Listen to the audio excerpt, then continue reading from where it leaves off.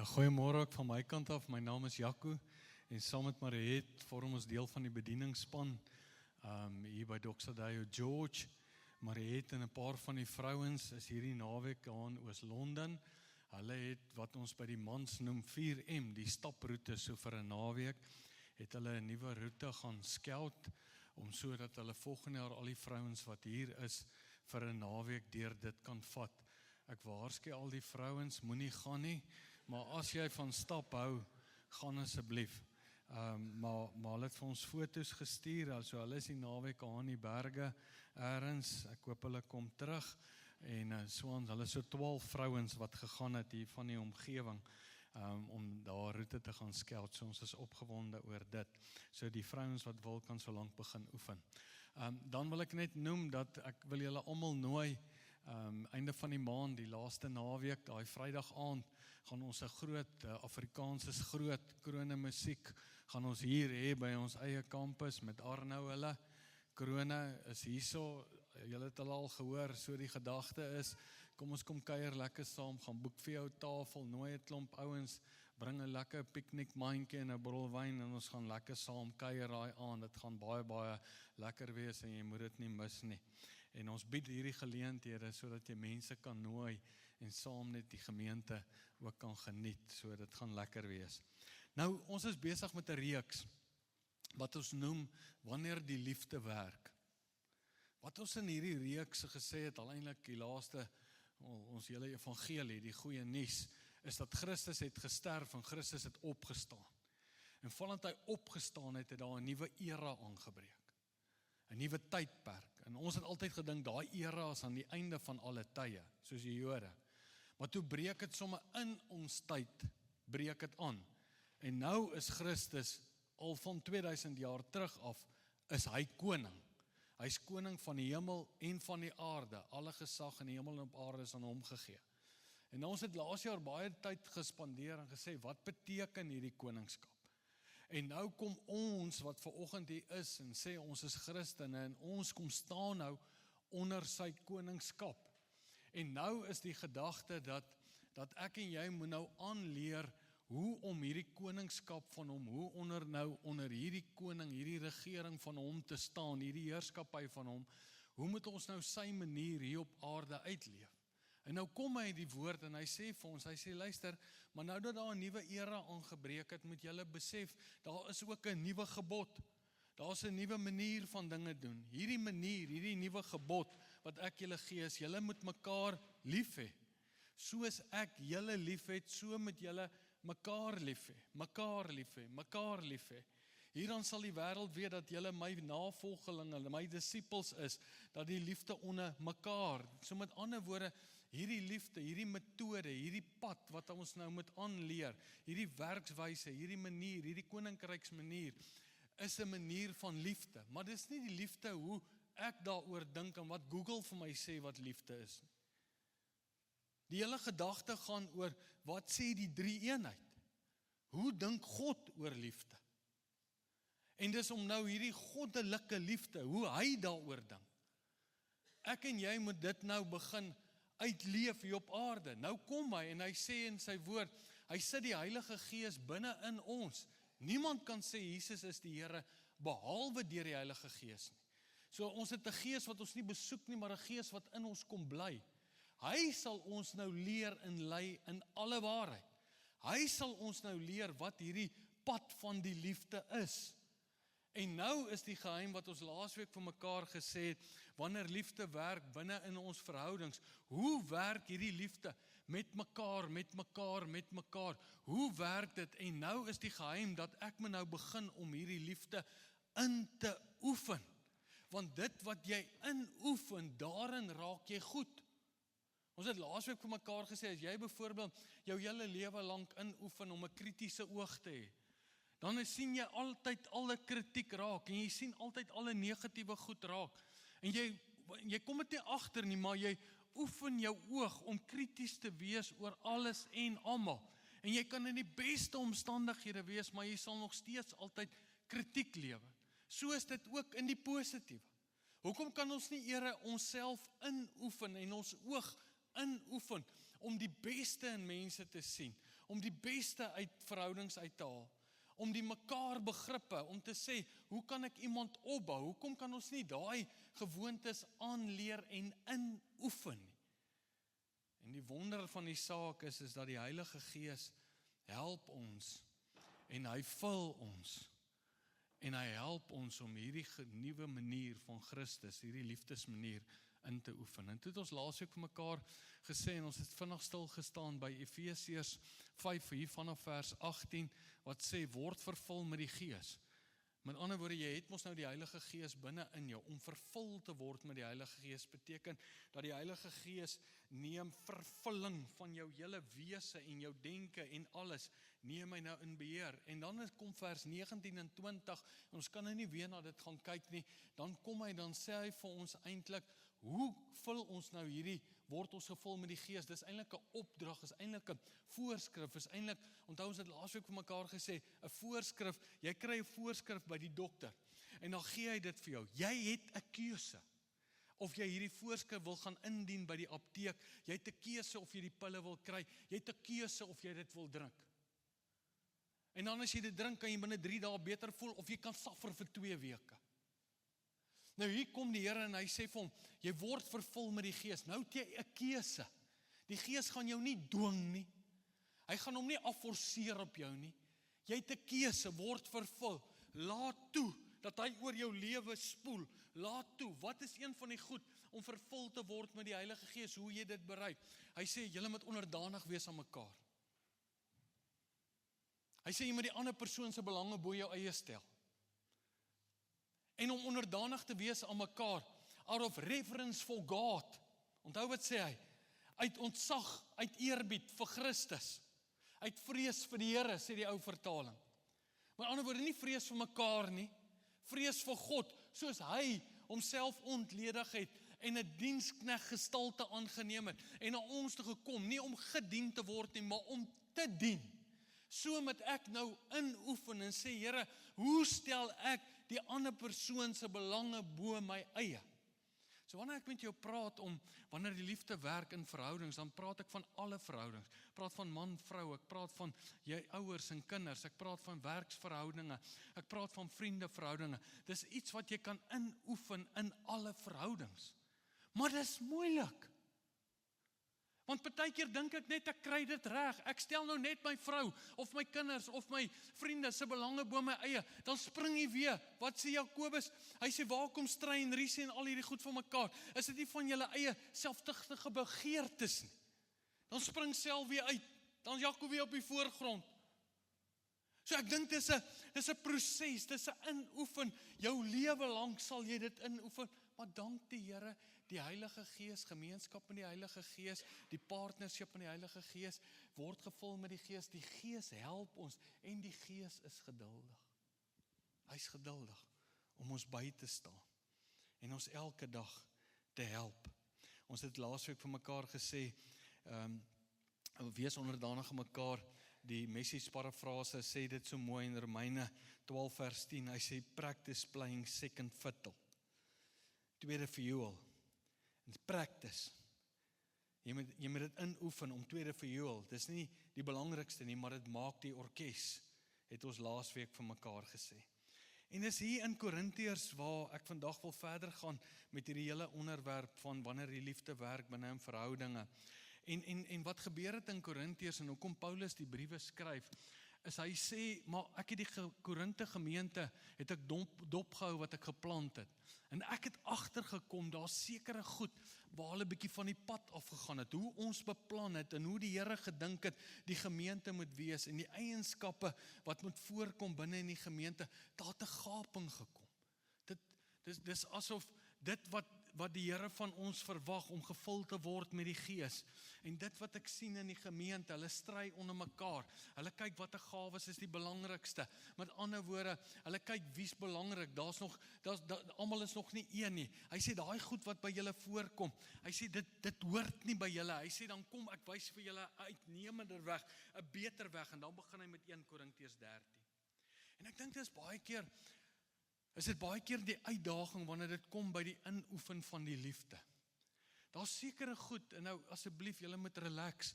Want ons almal sukkel met die goed. Kan ons dit net vir mekaar sê, dan is dit mos nou maklik. As jy volmaak was, as jy al hierdie goed mooi reg gekry, dan was jy nou nie hier nie. Maar die feit dat jy nou hier sit vanoggend, beteken jy kry nog nie lekker die goed reg nie, maar nou is die Heilige Gees in jou, en hy gaan ons help. Maar hier's die probleem, baie keer het ek die beste voornemers. Dis net soos hierdie gemeente, hulle weet eintlik wat om te doen. Maar dis asof daar 'n gaping is tussen wat hulle moet doen, wat hulle weet om te doen, en dit wat ons doen.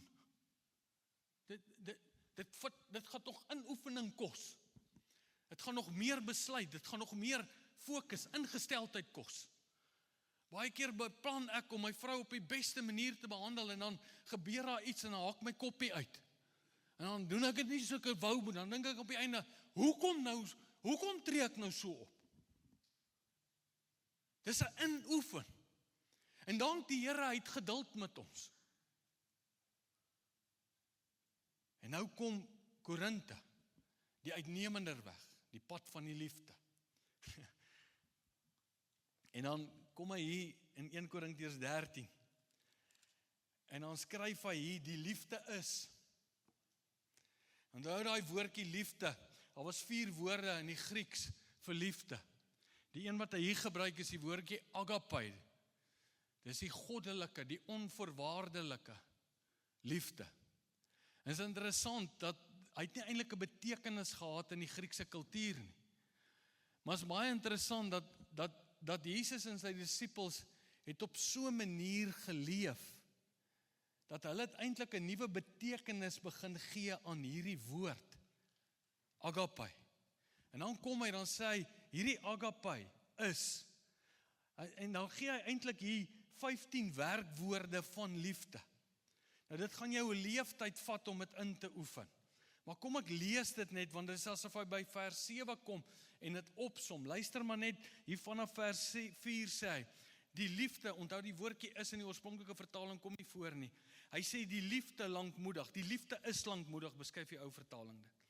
En vriendelik, dis alles werkwoorde wat jy kan inoefen wat liefde is, lankmoedig, as 'n ander woord is geduldig. Nee, ons gaan nie daaroor praat nie, want ek kan dit glad nie reg nie.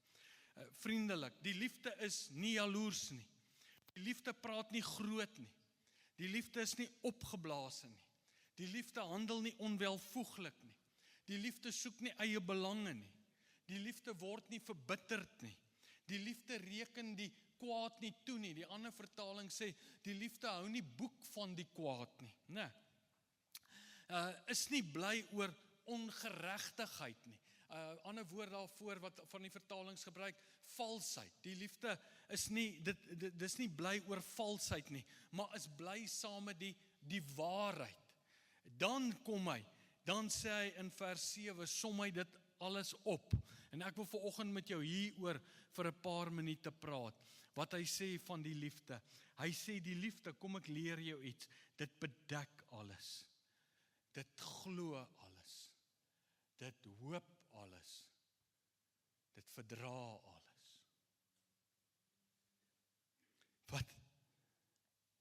Wat sou dit beteken? Paulus skryf vir die gemeente, hy sê hy's 'n gaping. Hy sê tussen wat julle in die gemeente, wat ek sien, wat gebeur. Tussen julle, tussen die mekaar, julle met mekaar, tussen die mekaar. Ek sien hier gebeur goed, ek hoor van goed. Dis nie eintlik hoe dit hoort nie, hier's 'n gaping tussen wat dit moet wees en nie. So ek wil vir julle 'n voorskrif gee. Jy kan kies of jy hom wil vat of nie, maar dit gaan jou help, dit gaan jou lewe ryker maak, dit gaan jou lewe beter maak. Dis 'n uitnemender weg, is 'n beter weg. Hy sê, kom ons praat daaroor. Wat beteken hierdie woorde, die liefde bedek alles? Nou, ek gaan vir jou lees wat skryf van die kommentare oor elkeen van hierdie woorde. Die woordjie bedek alles. By covering to keep off something which threatens. Met ander woorde, om veilig te maak, om te beskerm. Daai bedek alles beteken in jou verhouding wat jy het met vriende, wat jy het met jou kinders, wat jy het met jou vrou, dit beskerm. Dit maak veilig. Dit bring veiligheid. Die een kommentaar skryf daaroor, dan gebruik hy die woorde, dan sê hy bedek alles. Love conceal what is displeasing in others. Dit met ander woorde, as jy dit nou gaan lees in hierdie konteks, dit ontken nie die waarheid nie, is nie bly oor valsheid, dit sê nie dit is nie so nie, maar dit erken die waarheid en sê akkommodeer die waarheid, dis waar ons is. Dit bedek alles. Dit bring veiligheid. Kom ek sê net so. Hier is die probleem baie keer met verhoudings. Jy gaan met die beste intensie in. Nou, vat nou 'n vriendskapverhouding. So daar in die begin, almal kom lekker oor die weg. Jy glo hierdie persoon. Maar dan na jare of na tydperk van vriendskap wat jy het met daai persoon, dan stel daai persoon jou byvoorbeeld teleur op een of ander manier. Dan kom daar iets van 'n wantroue.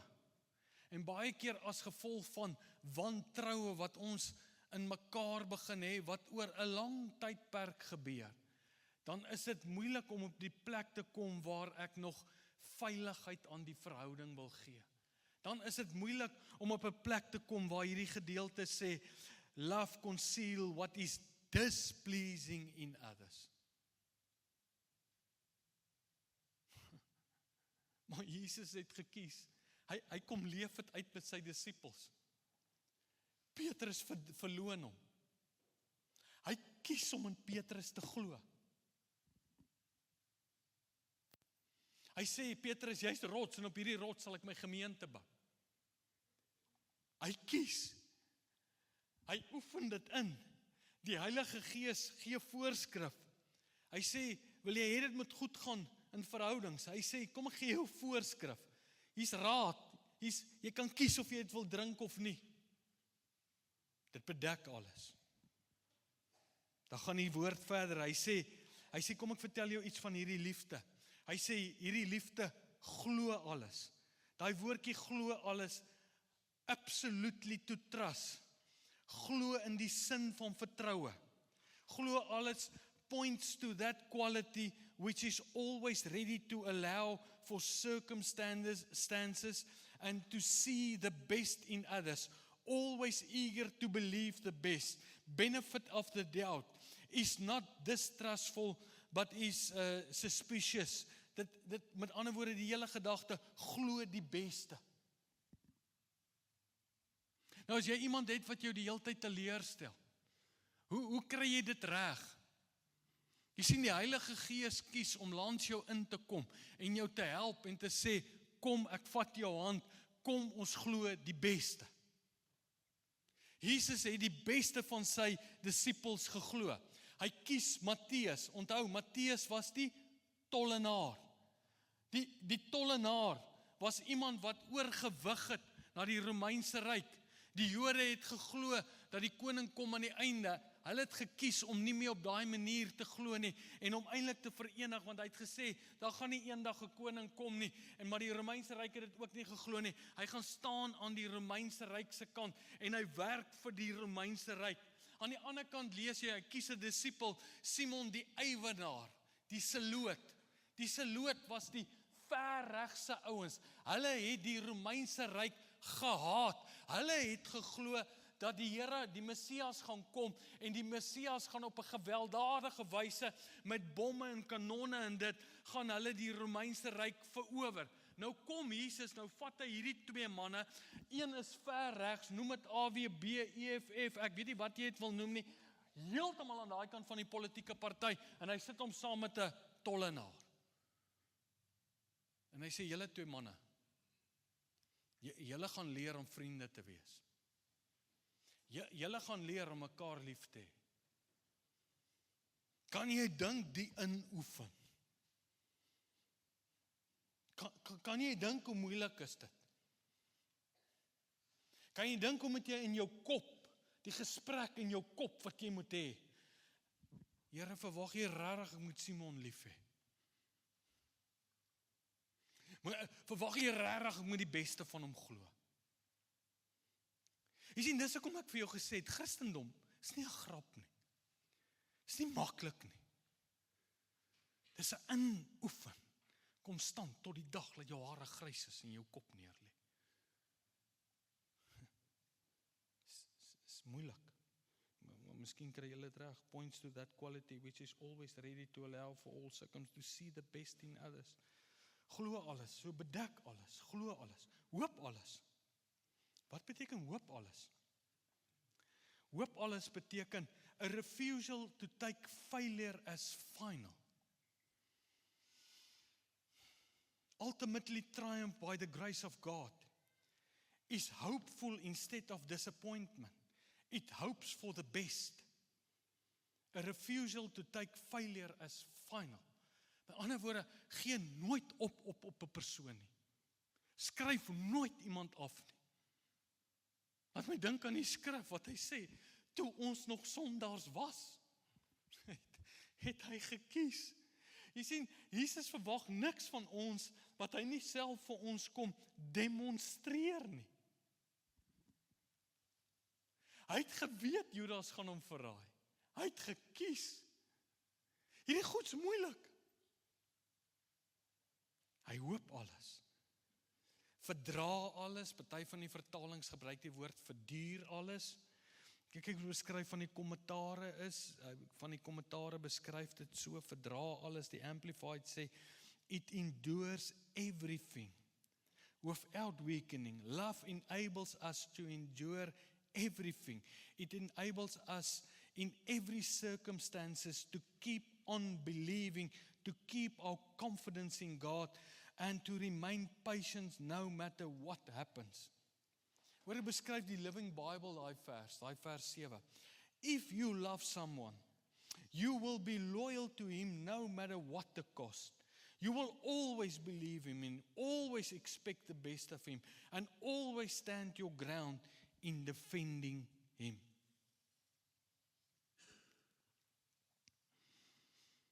En God's moeilik.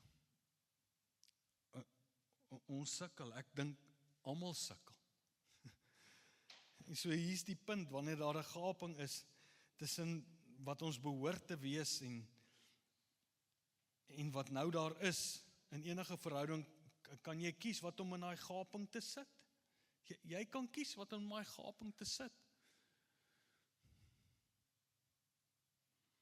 Maar ek wil jou vandag uitdaag. Wil jy nie kies vandag om te sê, Here, laat U Gees deur my werk en ek kies vandag. Alles, bedek alles, glo alles, hoop alles, verdra alles. Dis wat die liefde doen. Dis hoe die liefde werk in verhoudings. Alle verhoudings. Ons kan nie op die plek kom waar ons afskryf nie. Maar jy het vandag die keuse. Jy het vandag die keuse. Jy kan vandag toelaat. Jesus het nooit 'n lyn getrek en niks meer nie. Hy het altyd die beste geglo. Hy het gekies. Hy het toegelaat dat die Gees deur hom werk. Word gevul met die Gees. Stel die ander persoon se belange bo jou eie. Moenie toelaat dat jy daar wantroue of distrust in daai gaping sit nie. Maar kies om vertroue te sit. Want as jy vertrou in mense, hulle kom dit agter. Hulle voel dit aan. Hulle weet wanneer jy glo in hulle. En ek het maar net deur die lewe geleer, wanneer jy glo in mense, kom die beste uit hulle uit. Dit help ons in verhoudings. Ek wil vir jou iets lees, wat bietjie navorsing gedoen hierdie week, en toe is daar bevind in 'n studie wat hulle met verhoudings gedoen het. Hulle het elke jaar vir 13 jaar agter mekaar, het hulle dieselfde studie gedoen dit was nou in huwelike en koppels, wat getroud is en sekere vrae gevra. Nou hoor wat skryf hulle in die volgende. Hy sê, hulle het tot die konklusie gekom, na 13 jaar, elke jaar die navorsing doen. The happiest couples consistently rate their partners higher on positive qualities, caring, intelligence, kindness, than the partner rates itself, and higher than friends or family would rate them. So, op een of ander manier het hulle vasgestel om elke jaar kappels te toe. Die gelukkigste kappels is waar die een persoon, waar jy meer van jou partner dink,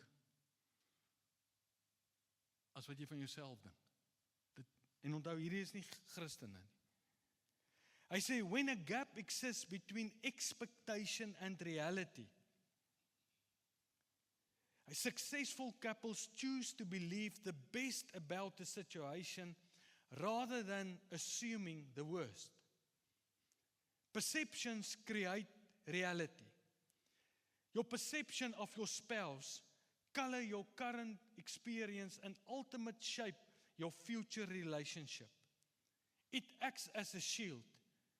This approach allowed partners to focus on strength and ignore irrelevant minor weaknesses, which strengthens the overall connections. It's a deliberate choice. Choosing a positive narrative is a daily proactive action rather than a passive feeling. Dis 'n daaglikse besluit. Dis om elke dag te sê, Here, help my. Die Heilige Gees wil jou help.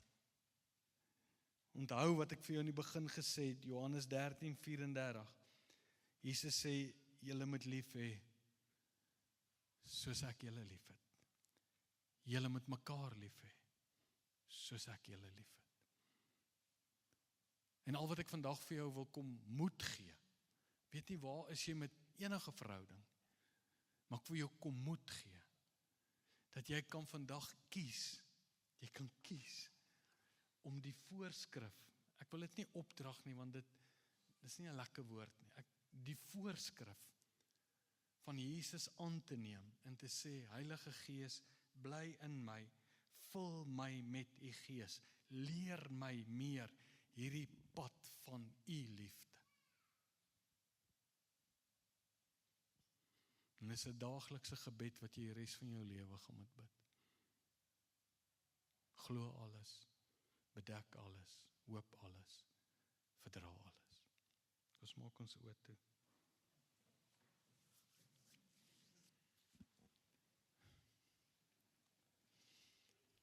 Partykeer wens ek het 'n predikant gehad, wat toe ek jonk was, my hierdie goed geleer het. Maar nou het hulle nie, en hulle het net vir ons bekering gepreek, en elke Sondag het ek uitgekniel. Ek wil julle jong mense aanmoedig, om van jongs af hierdie goed in jou lewe te begin inoefen. Want dit gaan jou so help. Ek hou vandag aan jou 'n voorskrif voor. Sê hier, is die pad na gesonde verhoudings. Dis nie 'n maklike pad nie. Jy gaan vir die res van jou lewe elke dag daaraan moet werk.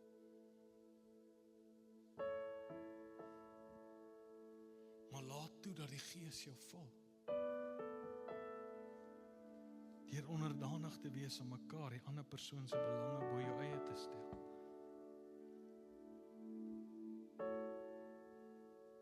En dan wil ek net sê, ons gee nooit moed op mekaar nie. Nooit. Ons doen nie.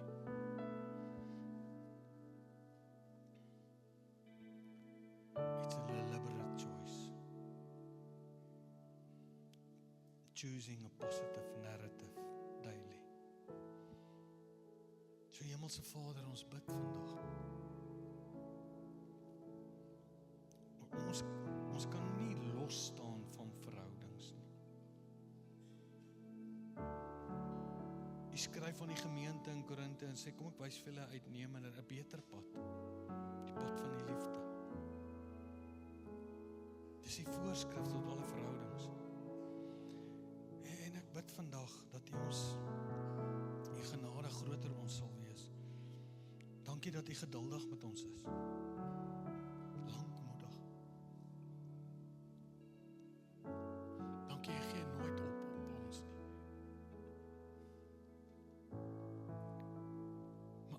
Ons wil vandag 'n besluit maak. En sê, vul ons, o Heilige Gees. Nie vul die ander persoon, want jy weet wat hulle alles verkeerd doen nie. Vul my. Begin by my. En ek wil hierdie manier van liefde inoefen. Bid dat hy ons sal help. Want die manier van liefde sal ons lewe verryk. Ons eer U daarvoor.